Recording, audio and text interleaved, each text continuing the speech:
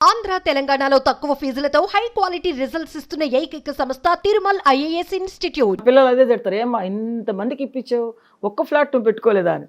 ఎక్కడ అవన్నీ పెట్టుకుంటే నాకు ఎక్కడ కుదురుతుంది, మీ అందరికి చదువు చెప్పించాలి, మనం అందరినీ బాగుపరచాలంటే అక్కడ ఫ్లాట్ కొనుక్కొని అది చూసుకుంటూ కూర్చుంటాం మనం.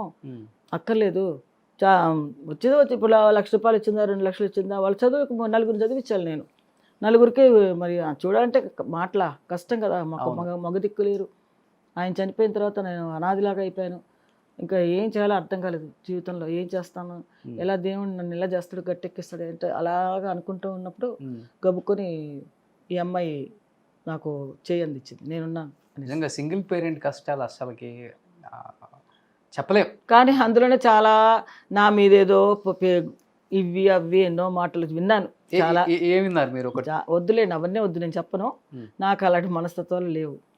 ఏదైనా సరే మనం ఇప్పుడు ఒకటి ఏదన్నా ఉంటే మనలో మనమే చూసుకోవాలి, బయట చెప్పుకోకూడదు. ఇప్పుడు నేను మీకు ఏదైనా చెప్పాను అనుకోండి, మీ మనసులో ఉండాలి, నా మనసులో ఉండాలి. ఇంకోటి ఏంటంటే కొంతమంది ఓహో ఆహా వెనక నాగమణి చాలా మంచిది మన ముందు మాట్లాడతారు, చాలా మంచి అమ్మాయి, అయ్యో అసలు ఇంటికి వెళ్తే అసలు అమ్మాయి ఎంత మర్యాద చేస్తుంది, అసలు అలాంటి అమ్మాయిని చూడలేం అని అంటారు, వెనకాలకి వెళ్ళి ఏదో మాట్లాడతారు. అలా చాలా జరుగుతుంటాయి కదా జీవితంలో, ఇండస్ట్రీలో ఇంకా ఎక్కువ అన్ని ప్రపంచం కదా కొంచెం. అన్ని విని విని విని ఏదో ఈ చెవులు వింటే ఈ చెవులు పడాడు అసిపా. మన జీవితం మనసు కూడా రాయి అయిపోయింది కదా. ఎవరు ఏం మాట్లాడినా నేను పట్టించుకోనండి, నాకు అనవసరం. ఇప్పుడు నాకు కావాల్సిన నా పిల్లలు బాగుండాలి, వాళ్ళ వరకు నేను చూసుకుంటాను, అంతవరకే. నాకు ఇంకా వేరే ప్రపంచం అవసరం లేదు. ఐశ్వర్య రాజేష్ గారిది సక్సెస్ స్టోరీ నేను ఆమెకు కూడా చెప్పాను కదా వీడియో కాల్లో, నేను ఒక 100 times పైన విని ఉంటా. ఈవెన్ మీ ఇంటర్వ్యూకి వచ్చే ముందు కూడా నేను విన్నాను. మళ్ళీ కళ్ళమ్మటి ఒక్క కన్నీరు చుక్క రాకుండా ఆమె సక్సెస్ స్టోరీ చెప్తే కొన్ని వేల మంది కళ్ళమ్మటి నీళ్ళు తెచ్చుకున్నారు. అవును, వాస్తవంగా చెప్పాలి, వాస్తవం అంటది. ఆ అమ్మాయి మనసు కూడా అంతా రాయి అయిందా అనిపించింది నాకు కూడా. బట్ మిమ్మల్ని చూసిన తర్వాత అనిపించింది నిజంగా రాయి అయిపోయింది ఆమెకి. చిన్నప్పటి నుంచి కష్టాలు ఇవన్నీ చూసి చూసి చూసి మనిషి అనేవాడు ఎట్లా అయిపోతాం, అట్లా అయిపోయింది ఆమె కూడా అనిపించింది. మీ గురించి చెప్పేటప్పుడు నిజంగా 38 ఏళ్లకే మీ వారు చనిపోయారు. ఆయన చనిపోయినప్పుడు ఆ అమ్మాయి వయసు 8. ఆయన చనిపోయిన 2 సంవత్సరాలకే మళ్ళీ మీ పెద్ద కొడుకు ఒక అమ్మాయిని ప్రేమించి సూసైడ్ చేసుకున్నాడో లేకపోతే వాళ్ళు చంపేశారో అని తెలియదని చెప్పి ఒక మాట అన్నారు. ఇంకొకటి అది జరిగిన కొన్నాళ్ళకే 20 years ఇంకొక కొడుకు బైక్ యాక్సిడెంట్ లో చనిపోయారు. బైక్ కాదు, కార్ యాక్సిడెంట్ లో చనిపోయారు. ఇంకా మిగిలిన నేను, మా బ్రదరు, మా అమ్మ, అంతే, ముగ్గురుమే. ఈవెన్ ఇప్పుడు మా నాన్నగారు చనిపోయిన తర్వాత మా అమ్మ ఇల్లమ్మడి తిరిగి చీరలు అమ్మింది, LIC పాలసీలు కట్టించింది, రియల్ ఎస్టేట్లో ఫ్లాట్లు అమ్మించింది. అంటే ఒక మగవాడు కూడా పడని కష్టాలు మా అమ్మ పడి కుటుంబాన్ని ఈ స్థాయికి తీసుకురావడానికి మెయిన్ రీజన్ అని చెప్పింది. ఇంకొకటి, నాన్న చనిపోయినప్పుడు ఫైనాన్షియల్గా ఏమీ లేదు, 0. అవును, ఏమీ లేదు, తెచ్చుకుంటే తినాలి, లేకపోతే ఫస్ట్ పడుకోవాలి. ఆయన కోసం చాలా అప్పులు చేశాను కూడా.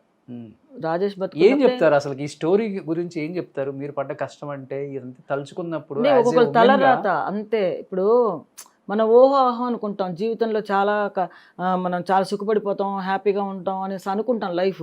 ఇప్పుడు మా ఆయన ఉన్నప్పుడు ఆయన బాగా సంపాదిస్తాడు, బాగా పైకి వస్తాడు అని మన కళ్ళు కనొచ్చు చాలా. అసలు యాక్చువల్గా అయితే హైదరాబాద్లో పెద్ద ఇల్లే కట్టుకుని ఉండొచ్చు ఆయన ఉండే పరిస్థితికి. కానీ ఏంటంటే కొన్ని అలవాట్లకి లోన్ అయిపోయి ఫ్రెండ్స్తో తిరిగి అతను కెరీర్ అతనే పాడు చేసుకున్నాడు.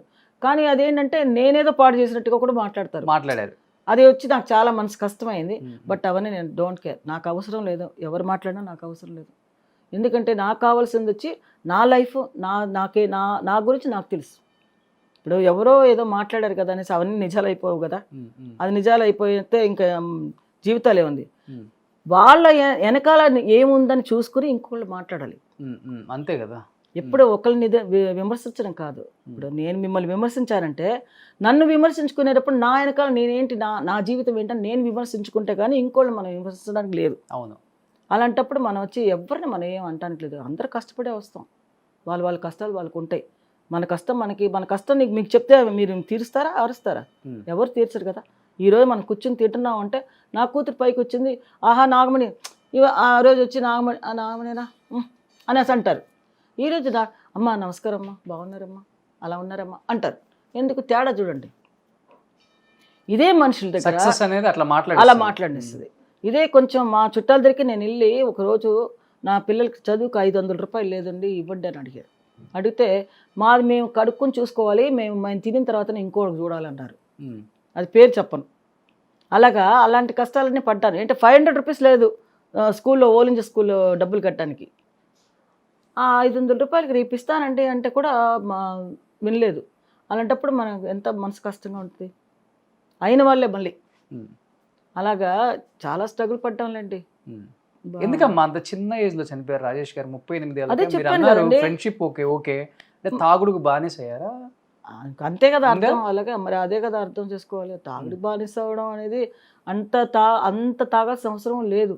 అది అంతా అడిక్ట్ అయిపోయాడు. పిల్లలు ఉన్నారని కూడా ఆలోచించలేదు. 4 పిల్లలు పెట్టుకుని ఎలా మనపై ఎలా లాక్కొద్దామని అసలు పిల్లలు జాసానికి ఏ సమస్య లేదు. ఆయన వరకు ఆయన చూసుకున్నాడు అంతవరకు. మాకు అసలు ₹1 ఆయన మాకు ఇవ్వలేదండి. సినిమాలు చేసేటప్పుడు కూడా నేను ఎప్పుడు ఏమీ లేదు. అంటే ప్రేమించి పెళ్లి చేసుకున్నారు, ఇద్దరు ఒకరినొకరు ఇష్టపడి పెళ్లి చేసుకున్నారు. ఎప్పుడు చెప్పడానికి ట్రై చేయలేదు మీరు? ఏం చెప్తాం, మనం ఎందుకు ఈ లైఫ్ అలా కదా. అది కుటుంబంలో మేము అందరం కలిసి ఉన్నాం కదా. అప్పుడు నేనేం మాట్లాడలేను కదండి. అది వేరే, అది ఫ్యామిలీది. నాకంటూ ఇప్పుడు మా ఆయనకంటూ ఏమి ఒక ఇల్లు వాకిలు అదంతా ఏం కట్టుకోలేదు. అప్పటికీ నేను బలవంతంగా ఒక ఫ్లాట్ తీసుకుంటే అది కూడా ఇంకా ఇలాగ అయినప్పుడు ఇంకేం కడతాం డబ్బులు, అది కూడా అంటే వాళ్ళకి ఇచ్చిన డబ్బులు తీసుకుని మళ్ళీ మేము వాడుకున్నాం. అలా 2-3 ఫ్లాట్లు నా ఫ్లాట్ నేను అమ్మేశాను. నేను ఒక ఇల్లు కొనుక్కున్నాను, అది కూడా అమ్మేసుకున్నాను నేను. నాకంటూ కూడా నేనేం ఉంచుకోలే. ఆయన హాస్పిటల్ బిల్ అదంతా నేనే చూసుకున్నాను. ఆయనకు హాస్పిటల్లో అంతా చాలా ఖర్చు అయింది. అప్పుడు అదేంటి హాస్పిటల్కి వెళ్తే ఒక్కొక్క నెల హాస్పిటల్లోనే ఉంచేదాన్ని. మారి బాగానే వచ్చేవాడు. మారి వచ్చి బాగా హ్యాపీగా ఉండేవాడు. చాలా మారిపోయాడు అనుకునేదాన్ని. మళ్ళీ వైట్ షర్ట్ ప్యాంట్లు గిన వేసుకొని సినిమా రిలాక్స్ చేస్తానే అది ఇదని అలా అనేసి మళ్ళీ ఏదో ఒక్కరోజు ఎవరైనా ఫ్రెండ్ వచ్చి ఏదైనా కొంచెం మందు తాగేస్తే చాలు మళ్ళీ మామూలు అయిపోయాడు. అట్లా అంతే. మనం ఏం చేయలేదు. ఓవర్ డ్రింకింగ్ అసలు లేదు. అసలు డ్రింక్ చేసేవాడు కాదు ముందంతా. అలాంటిది అతనికి 2 సినిమాలు దెబ్బతినడం, మోసపోయాడు. డబ్బులు అంతా ఏమార్చారు. ₹1 రాలే మా కథలో. మేము పెట్టుబడి పెట్టిన డబ్బులన్నీ పోయినాయి. కారు గీరు అన్నీ పోయినాయి. ఇల్లు అన్నీ అమ్ముకున్నాం. మాకు ఫ్లాట్ ఉంటుంది, అది కూడా అమ్మేసి నేను అన్ని అప్పులు తెచ్చాను అనమాట. అప్పులు తెచ్చి బయటపడ్డాం. సో ఆయన చనిపోయినప్పటికీ ఇంకా జోబులో ఏం లేదు? ఏమీ లేదండి, అసలు ఏముంటుంది. మరి అప్పుడు దాకా జాయింట్ ఫ్యామిలీ కదా, ఫ్యామిలీ సపోర్ట్ కూడా లేదా? ఇంకా అవన్నీ ఎందుకులేండి, వద్దు. కానీ ఆయన చనిపోయినప్పటికీ 38 అంటే మీకు కూడా అంతే 39-40. మీకన్నా చిన్న వాళ్ళే కదా ఆయన? 2 years చిన్న. ప్రేమించినప్పుడు తెలియదు చిన్న ఆయన తెలుసు. నేను చెప్పేశాను ఆయన, తనకు చెప్పా. నేనే అబద్ధాలు చెప్పాల్సిన అవసరం ఉంది. 40 సంవత్సరాలకి భర్త, 4 పిల్లలు, భర్త లేరు. ఇంకా మనమే ఈ కుటుంబాన్ని ఇంక ముందుకు నడపాలి అన్నప్పుడు అప్పటికే ఆయన ఉన్నప్పుడే సారీస్ అన్ని స్టార్ట్ చేశాను కదా.